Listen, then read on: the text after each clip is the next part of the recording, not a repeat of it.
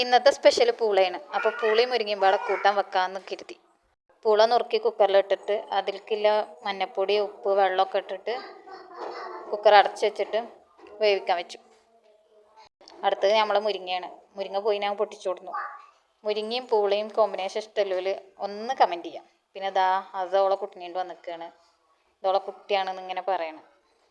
പിന്നെ ഓളെ കുട്ടീനെയൊക്കെ കുറച്ച് നേരം കളിപ്പിച്ച് എന്നോട് എന്തൊക്കെയോ പറയുന്നുണ്ട്. അപ്പത്തിന് നമ്മളെ പൂള ഇവിടെ വന്നിട്ടുണ്ട്. ഞാൻ വേഗം പോയി കുറച്ച് ചീനമുളക് പൊട്ടിച്ചു കൊടുന്നു അതിലിടാൻ വേണ്ടിയിട്ട്. മൂത്ത ഒരു 4-5 മുളക് ഞാൻ പൊട്ടിച്ചു വന്നു. പിന്നെ പൂള നല്ലോണം ഉടച്ചു കൊടുത്തു.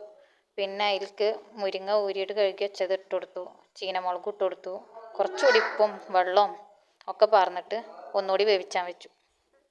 എനിക്ക് പൂള വെറുതെ കഴിക്കണതിലൊക്കെ ഇഷ്ടം അതേപോലെ മുരിങ്ങ കൂട്ടിയിട്ട് അതേപോലെ ചേമ്പും തണ്ട് കൂട്ടിയിട്ട് അങ്ങനെയൊക്കെ കഴിക്കണ ഭയങ്കര ഇഷ്ടമാണ്.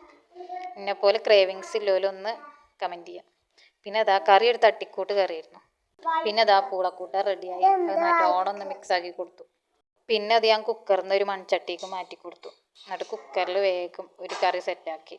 ഉള്ളിയും തക്കാളിയും വെണ്ടയ്ക്കയും പച്ചമുളകും പൊടികളും പുളിയും ഒക്കെ ഒരുമിച്ചിട്ടിട്ട് വേവിക്കാൻ വെച്ചു. പിന്നെ കറി റെഡിയായി. തേങ്ങ അരച്ച് വെച്ചിട്ടുണ്ടായിരുന്നു, അത് അതിലേക്ക് ഒഴിച്ചു കൊടുത്തു. അങ്ങനെ കറിയും സെറ്റായി. കറി കുറച്ച് വെള്ളം പോലെ ആയെങ്കിലും നല്ല ടേസ്റ്റ് ഉണ്ടായിരുന്നു. പിന്നെ ഞാൻ വേഗം കാക്കൂന് ചോറ് വിളമ്പാൻ നിന്നു. അപ്പോഴേക്ക് കറി തിളച്ചു. ചോറും കൂട്ടാനും കറിയൊക്കെ പാടെ വിളമ്പി ടേബിളിൽ വെച്ചു. പിന്നെ അറുവാക്കും വിശക്കണമെന്ന് പറഞ്ഞിട്ട് ഓളും ചോറുന്നു. പിന്നെ കാക്കു പോയി. അത് കഴിഞ്ഞ് ഞങ്ങളും ഫുഡ് കഴിച്ചു. ഓക്കേ.